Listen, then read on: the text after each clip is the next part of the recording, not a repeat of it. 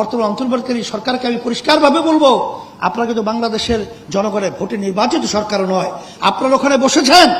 আমি প্রথম দিন ডক্টর ইউনূস সাহেবকে বলেছি যে আপনি যদি দেশ সুন্দর পরিচালনা করতে হয় তাহলে আপনার বিশেষ করে লক্ষ্য রাখতে হবে যে দেশের মধ্যে শতকরা 92 জনের মধ্যে মুসলমান বসবাস করে, আর এই মুসলমানদের নেতৃত্ব কিন্তু আসলে বাস্তবতা হলো সম্মানিত উলামায়ে কেরাম।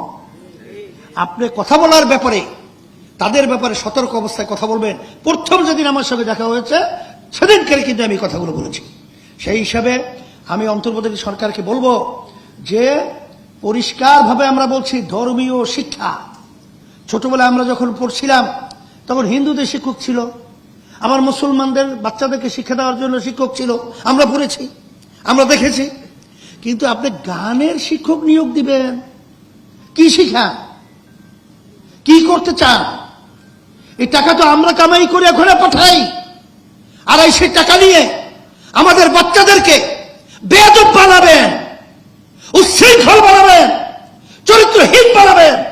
এটা কখনোই আমরা সহ্য করবো না। এর প্রতিবাদ করতে হবে এবং প্রাথমিক শিক্ষায় আমাদের ধর্মীয় শিক্ষক নিয়োগ দিতে হবে। এটা যদি আপনারা ব্যতিক্রম করেন তাহলে আমাদের বাংলাদেশের জনগণ ইসলাম প্রেমিক, ধর্ম প্রেমিক সবাইকে রাস্তায় জানতে বাধ্য। কথা পরিষ্কার।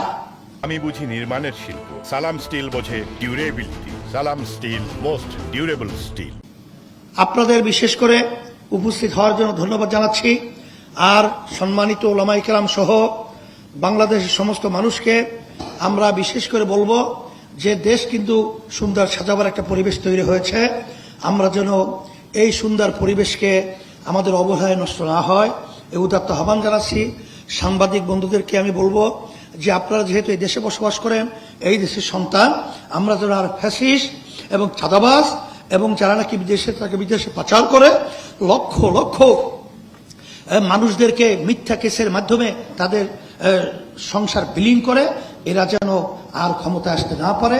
এইভাবে আপনাদের কলম, এইভাবে আপনাদের দায়িত্ব আপনাদের পালন করার জন্য আমি উদাত্ত আহ্বান জানাচ্ছি এবং বিশেষ করে সকলকে ধন্যবাদ জানিয়ে আমার আলোচনা শেষ করছি। আর আগামী শুক্রবার জুমাবাদ এই যে গানের শিক্ষক বাতিলের লক্ষ্যে জাতীয় উলামা মাশায়েখ আইম্মা পরিষদ সারা দেশে তারা কি করবে, বাইতুল মোকাররমের উত্তর গেটে বিক্ষোভ মিছিল করবে এবং সারা দেশে আরো তাদের প্রোগ্রাম রয়েছে, মানববন্ধন সহ। এবং আগামী দিন সর্বদলীয় সাংবাদিক সম্মেলন এখানেই হবে বিকাল 3টায়। আল্লাহ আমাদের এই সেমিনারকে দিনের জন্য, ইসলামের জন্য, মানবতার কল্যাণের জন্য, দেশের কল্যাণের জন্য আল্লাহ কবুল করুন।